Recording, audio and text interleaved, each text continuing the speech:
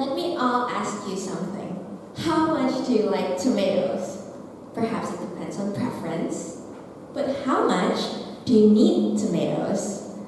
Well, tomatoes contain so much vitamins that if we go on our day without eating at least one of it per month, it could really change your body. But to grow tomatoes, it's actually pretty simple. You need the seed, the pot, soil, sunlight, and water. You wait for it long enough, and boom, you have your fruit to grow. But what if we change it just quite a little? What if the water was chemically contaminated? What if the soil was filled with concrete and rocks? What if you look close enough under the leaves and you can see that the soil is full of weeds? You might think that it probably could grow, but can the fruit be really good? Can it really reach your target nutrients? This logic probably would reach you like, oh, my fruit isn't good enough. Perhaps it needs more water, it needs bigger pots. But this all happens because you can only see the surface of your problem. You see that the result is bad, so you think, I'll do whatever I can, but not really dive into it. This logic appears the same to people. Let's say we are the seeds.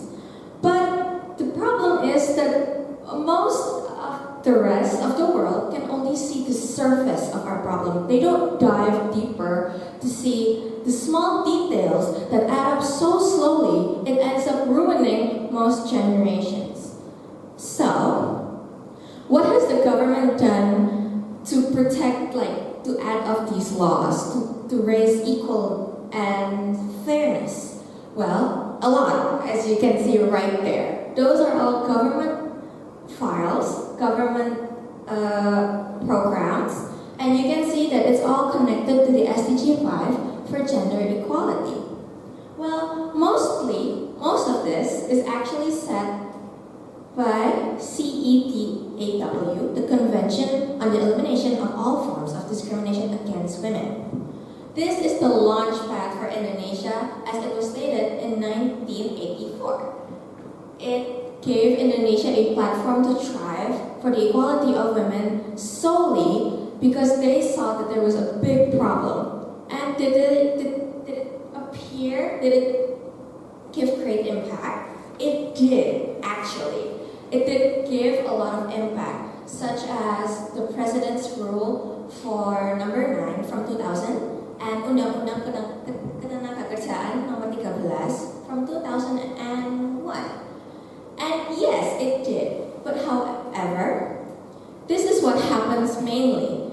The rules that we have right now don't really reach exactly everyone. It depends on your social class. It depends on your soil.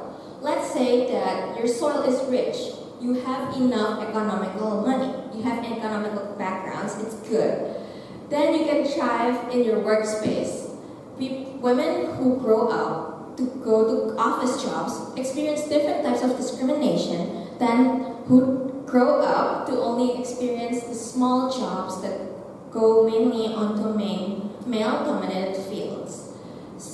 Can it really be ignored? No, because both are the same, both experience the same problem, just at different levels. So, this problem, this point of view, seeing in the middle of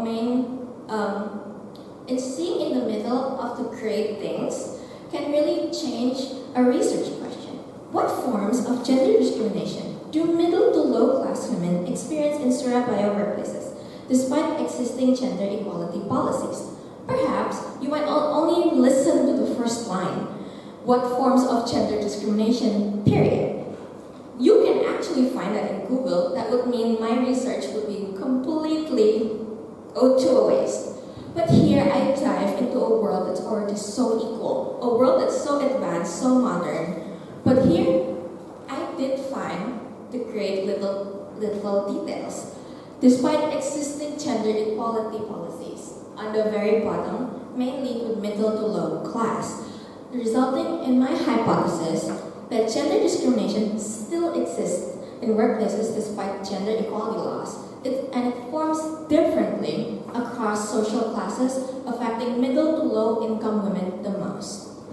So, let's start with our gardening research tools. Our problem was a plant, and now we should dig deeper. First of all, with a shovel.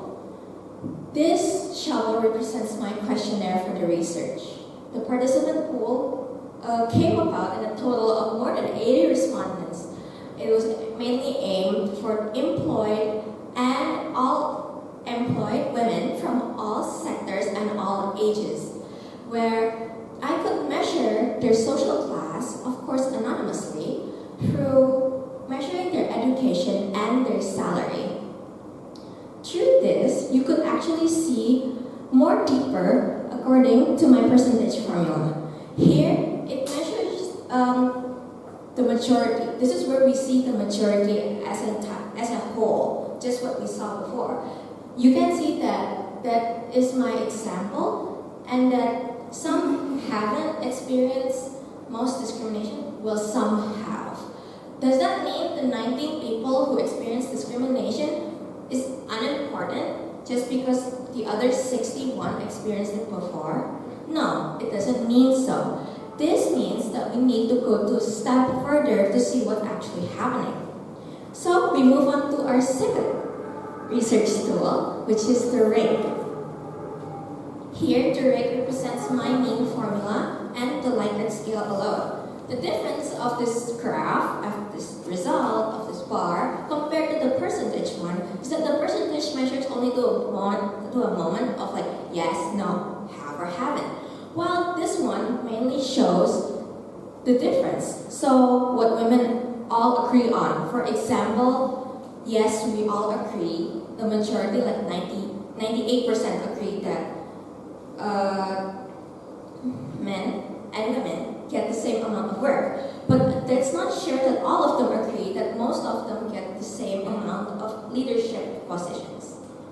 So, knowing all that, we now have to go through somewhere else deeper, not just through a form, not through just results on the screen, but I had to go and ask the experts.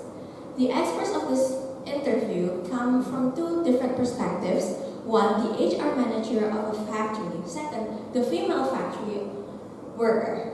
And what really changed my perspective, what changed the research perspective on this point, is how, yes, the manager completely boasted, well, confidently said, our company is well equal. We all give the correct subsidies, the correct measurements. However, when I did ask them about something else, perhaps just their friend's company or somewhere else, they come to the result, to the conclusion that it depends. It depends on the company's environment. It depends on their people. So that it just completely shows how it's so unstable for wherever you go to work for as a female. And next, we have the female factory worker. She completely passed the interview by saying there's no discrimination here, everyone treated fine. But a simple detail that may come up is that she has been working in the same sector for more than 20 years, meaning that something that should be abnormal, something sort of a problem, could she see as now something normal? Because she's been in that same server, she can't see outside long enough. Lastly, we come to my results.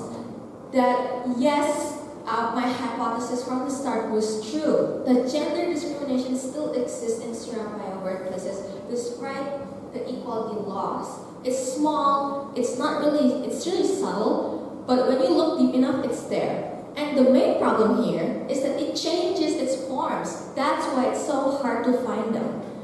So what's the solution? We go back to the very front. We go back to social class. We fix them from the front.